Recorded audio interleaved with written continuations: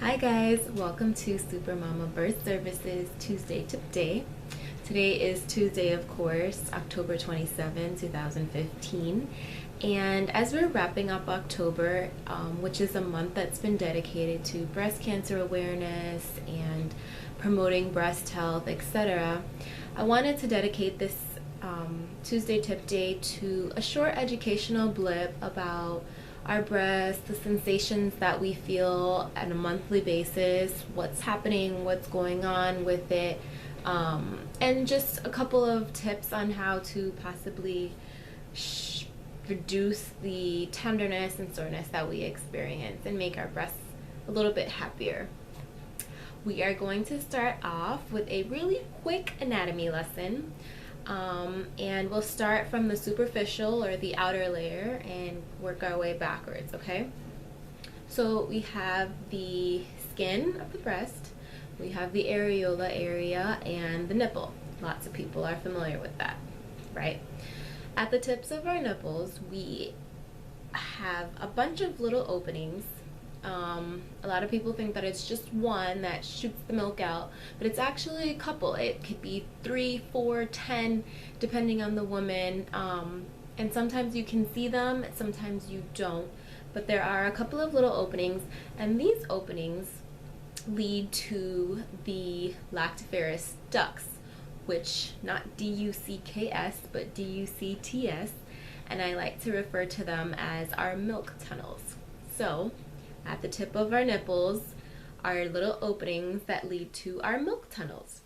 And in our milk tunnels, we travel a little bit down the tunnel and we find a pool or a reservoir. They're called the milk reservoirs.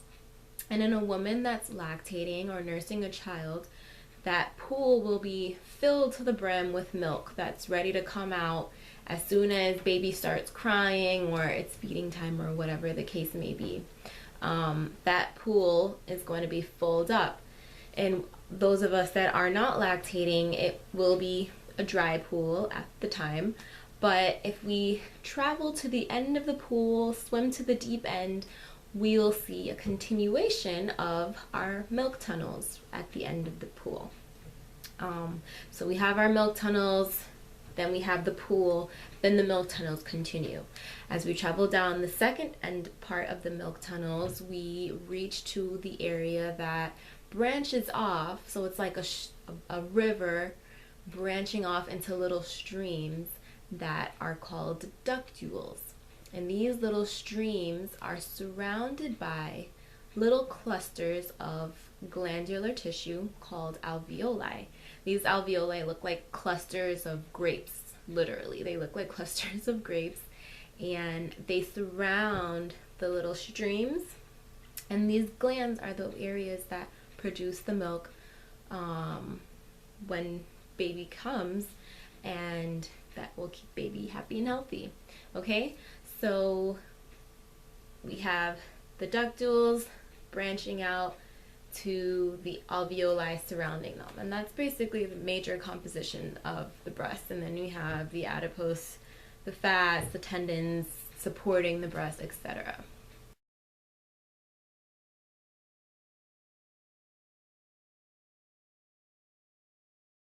Now, every month we have our little friends, estrogen, or the estrogens, and progesterone, that are hormones. They have the job of getting our bodies ready to sustain life and prepare for baby if baby comes, when baby comes.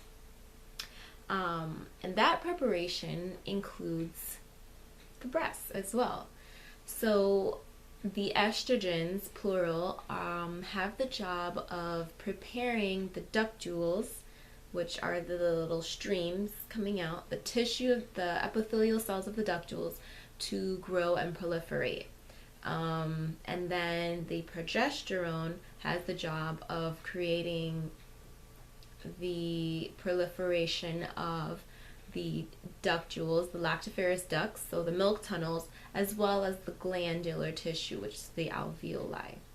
I like to think of it as the estrogens and the progesterones as little carpenters running around during our monthly cycle and reconstructing our breasts. So they are regrowing or creating proliferations and extra tunnels and avenues for more milk to come when baby comes, so that everything will be nice and ready to keep our babies happy and healthy. So that's pretty much why you're feeling like someone is assaulting your breasts once a month, because those little carpenters are running around and they are reconstructing. So every month, yes, every month, our breasts are under reconstruction. That contributes to the soreness, the tenderness, the enlargement of our breasts at that time period. That's where all of that comes from, reconstruction. So you can remember that.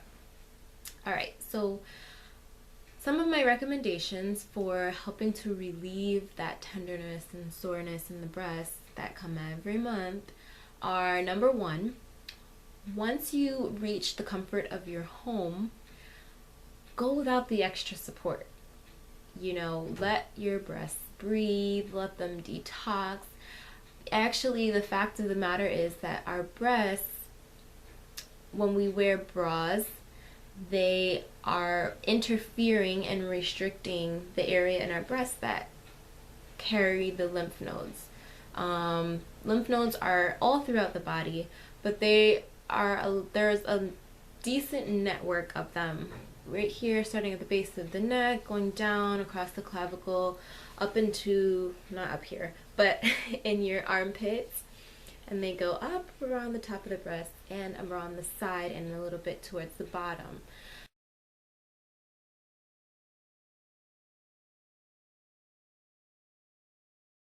And when we wear brasiers, obviously that's going to restrict those areas. And what can happen is, when we're wearing our bras all day long, we can get a buildup of the toxins that the lymph nodes usually carry. The lymph nodes produce lymph fluid, and that is usually drained. But if we're wearing our brasiers, those toxins can build up and get deposited into the fatty tissues of the breast, and we don't want that to happen. So do your breasts a favor and let them be free as much as possible.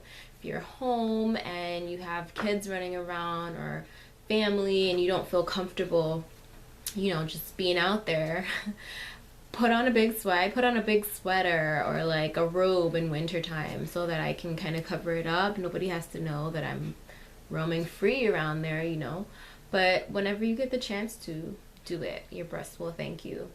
Also, number two, avoid brasiers that have that underwire support. Wearing them too much is not good. Avoid them completely if you can. But I do understand that sometimes we want that extra support, that extra lift.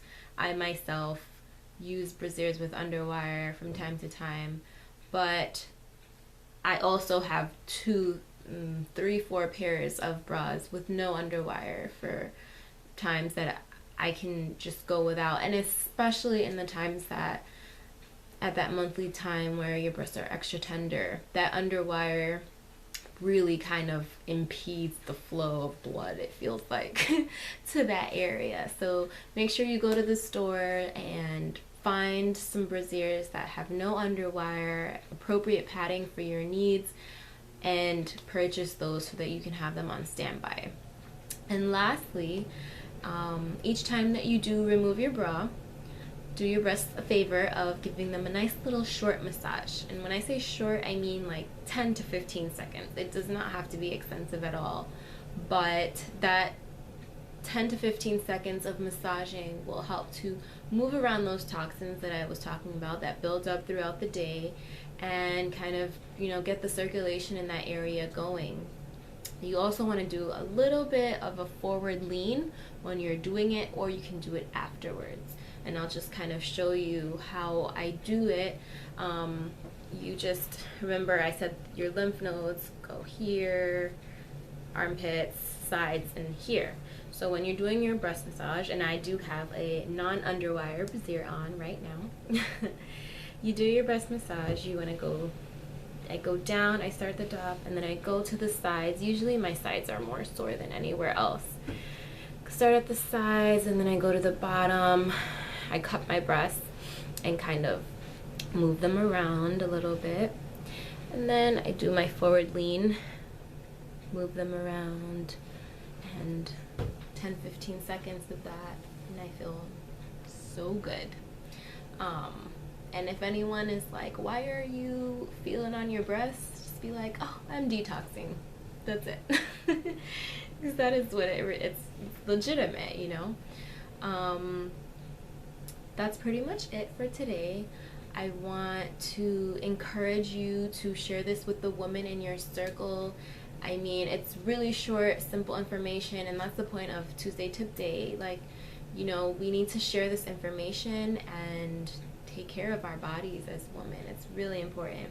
I also want to remind you guys, make sure that you're doing your monthly self breast exams. It's really important that we get familiar with our breasts so that we know when something is different or, you know, not the same as it usually is.